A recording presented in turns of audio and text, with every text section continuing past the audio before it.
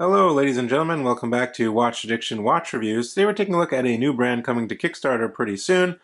I will drop a link to their website down in the description below so you can check them out after this video and sign up for their newsletter or their Kickstarter campaign.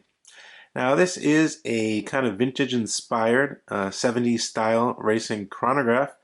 The company MTW was founded in 2020 and they really had an urge to produce kind of, obviously a new watch, but with a vintage aesthetic of the 70s and a chronograph, a vintage styled chronograph. And this is what they came out with. There are four different color variations. I'll throw up shots on the screen right now. And as you can see, there are a few nice colors, even a green one, which looks pretty cool. One thing to tell you, this is not the strap the actual watch will be coming on. This is just a strap for the prototype, which you are seeing right in front of you right now. Now let's start off with what's on my wrist today, and then we'll jump right into it. On my wrist today is a recent acquisition of mine, not a very expensive acquisition, but it's the Orient TriStar, the 37mm case. I thought it was a pretty cool looking watch with the black dial and the gold applied indexes, as you can see there. I think it's pretty cool, and it looks a little nicer than the Seiko 5s it competes with. But yeah, a full review of this one will be coming sometime this week or next week, so definitely stay tuned and hit that subscribe button if you want to see a review of this watch. Now the prototype packaging was pretty simple in this cardboard box, as you can see here. It opens up like so, and inside you do get a box. This slides open and your watch is inside. Pretty simple, not too bad, but these watches are quite actually affordable. And I think they're a pretty good price point. But yeah, let's get into the actual watch pricing and such. Now, this watch, right out of the bat, straight up pricing on the Kickstarter campaign will be $168 super early bird, which is a really good deal. I think that's a pretty decent price for something like this. You're looking at $188 early bird. That's after the super early birds are sold out. And then retail will be $248 US dollars. That is in, of course.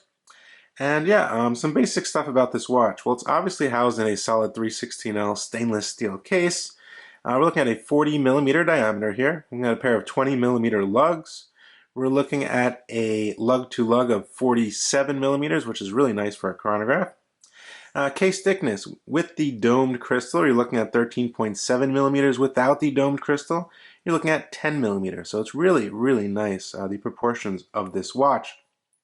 And as you can see here, the solid 316L stainless steel case is highly polished on these sides. Very nice case cut. You kind of have those curved lugs over here, like you would see on a Speedmaster or something like that. And then on the flip side, it's highly polished as well. Tops of the lugs, of the curved lugs, are highly polished also. You do get a pull and push crown over here at the 3 o'clock position. And let me see if that's signed. Yes, that is signed with the MTW logo. You get piston head style pushers, which are actually really nice and fit my fingers very nice.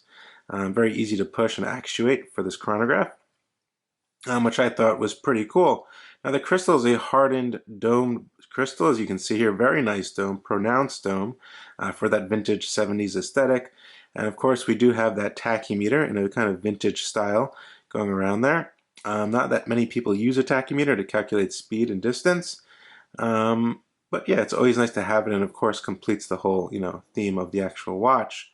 But yeah, the dial is something to take note of. As you can see, it is falsely patinaed, or patinaed by hand.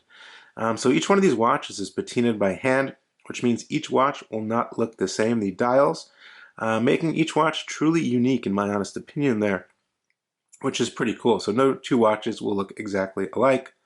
Getting a little closer, and you can see we have the MTW logo at the 12.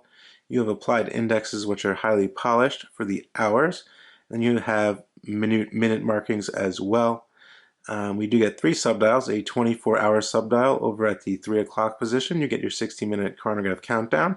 And nice to see your running seconds over at the 6 o'clock position. So you can really set the time very precisely on this movement. Now, what's actually in the watch? So what's actually powering this watch? We get a Seiko Mecha quartz movement, mechanical quartz movement.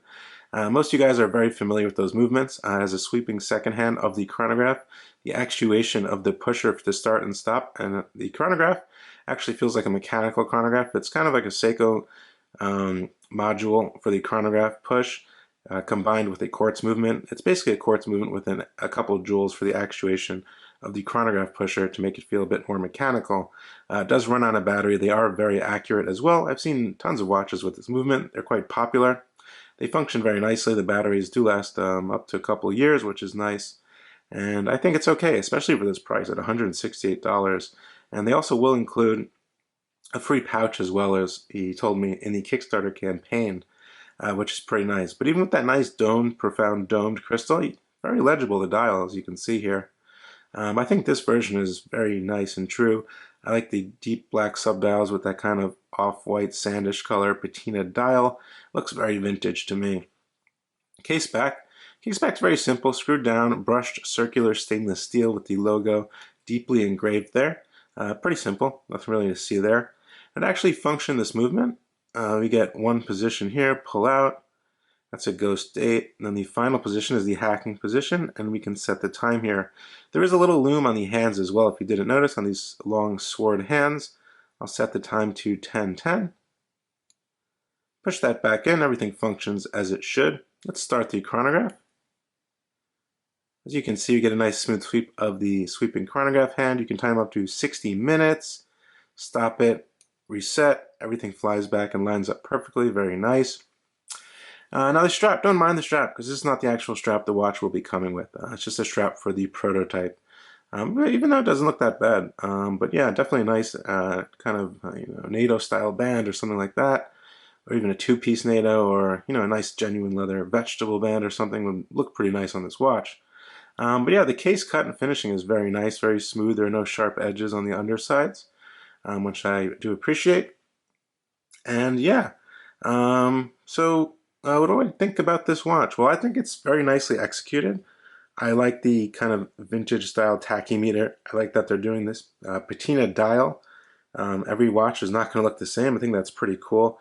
And if you're buying one of these, you're going to know that you have truly one of a piece or one of a watch. Obviously, there are a bunch of different color palettes of this watch, like I showed in the beginning of the video. But I think I do like this one the best, or this or the green. I haven't seen the green in person, so I wouldn't know that.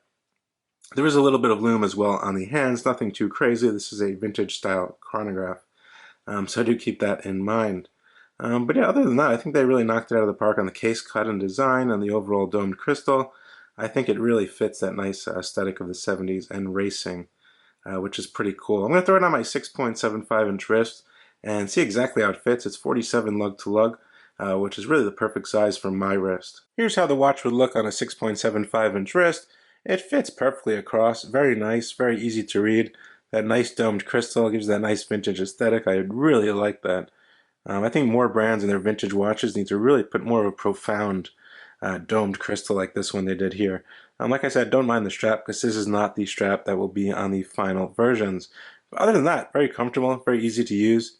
I can easily push the buttons, no issues there. So furthermore, guys, what do I think about this watch? I think for the price at $168 for their early bird when they launch on Kickstarter, I think that's a very good price. I think you're getting a nice little package. You're getting that nice VK Seiko Mecha Quartz movement. You're getting a nice custom design. The case cut, finish, and polish is very nice. And there's a few different colors to choose from, so I think it's a pretty good deal. There were no quality control issues, even though this is a prototype, and quality control issues are known in prototypes. This prototype is fine, there are no issues there, so nothing to speak bad about that.